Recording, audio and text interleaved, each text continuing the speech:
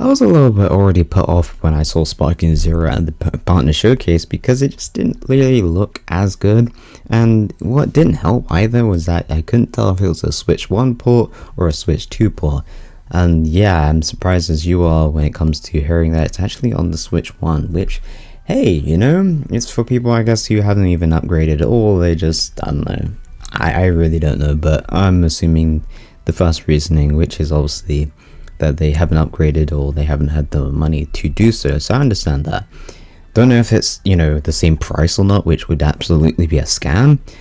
I don't think so, but, we'll wait and see. I haven't actually looked at the price details. I think I kind of just gave up after looking at the game, which is what I'm talking about today. So let's dive in into Sparking Zero on the Switch 2 and talk about the flaws already. I can't believe it's already at this stage when we haven't even gotten it at all, like in our hands. We just already got information about it, but hey, let's begin. So, Switch 1's resolution is 720p, 30 FPS, expected, especially for the hardware that it is. I wasn't expecting anything mind-blowing. I wasn't expecting a 60 FPS or 800p either. Switch 2? Now this is the one that I was a little bit more disappointed. This one will be running at 810p and 30 FPS. Personally, for me, that's just unacceptable. Like, you need to go back to the factory and do that thing again, because I ain't accepting 810p at 30 FPS. Dude, who do you think I am? Why would I pay for that? Especially for £70 or so, or 60. No, that's just unacceptable. At this point, you might as well just tell me to buy Mortal Kombat 1 on the Switch. Well, I mean, who knows? It's looking a lot more tempting. But no, in all seriousness, no, I just can't deal with the idea of that being how it is. Because I know people are going to say, well, it's an Unreal Engine 5 game, and not only that, it's quite demanding. Yes, I kind of agree. Unreal Engine 5 is pretty much a mess of itself, as well. But that shouldn't also just be the sole reason on why this is bad. It's also because they just generally got lazy, or they just put all the effort into the Switch 1 port, which, again, I just don't understand why that was the case. You got a whole brand new console, it just, wouldn't you want to put more effort into the Switch 2 port? I understand if you botched the Switch 1 port because it's old and all that stuff, but come on, the Switch 2? That game should be at least running at, I would say, 1080p 60. Am I don't know, insane for saying something like that? I don't think so. I mean, I guess, maybe, but it just seems a little bit weird that it's running at 30 FPS instead of what everyone probably expected, which was 60.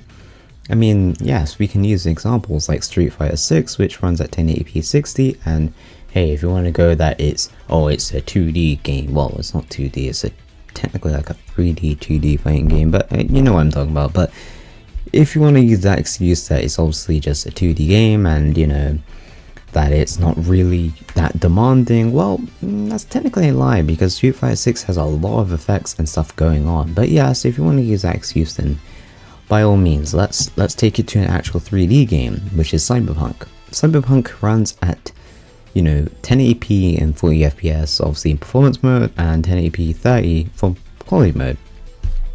That game runs for the most part flawlessly. I know obviously the DLC or the expansion has a little bit of bumps. I'm hearing some people say it's actually quite smooth except for one area, which is actually, pretty respectable. But again, that game runs really well and it has a lot going on, and that's a very, very graphical demanding game. Way more than Dragon Ball Sparking Zero.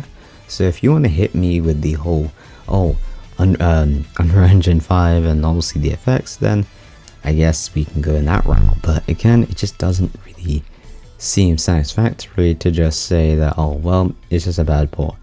I don't know if they're going to try and fix this and actually, fix Sparking Zero for the Switch 2, but that is entirely up to them whether they want this game to sell or not. I mean, Sparking Zero in itself is not really doing so hot anyway, but you're running a Switch 2 port, which is probably going to get more people on it because it's an anime and, Dragon Ball game.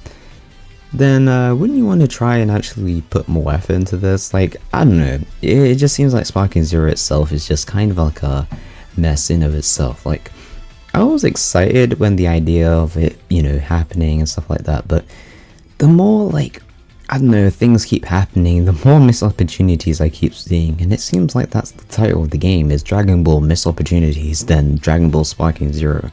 Maybe I'm being too harsh about Dragon Ball, but, well, Dragon Ball Sparking Zero, but it just seems really odd for, like, the decisions Bandai's been doing. It does make me a little bit worried when it comes to a Tekken 8 port, which is a game I'm kinda excited to see on Switch 2, and I really hope that runs at least 1080p 60.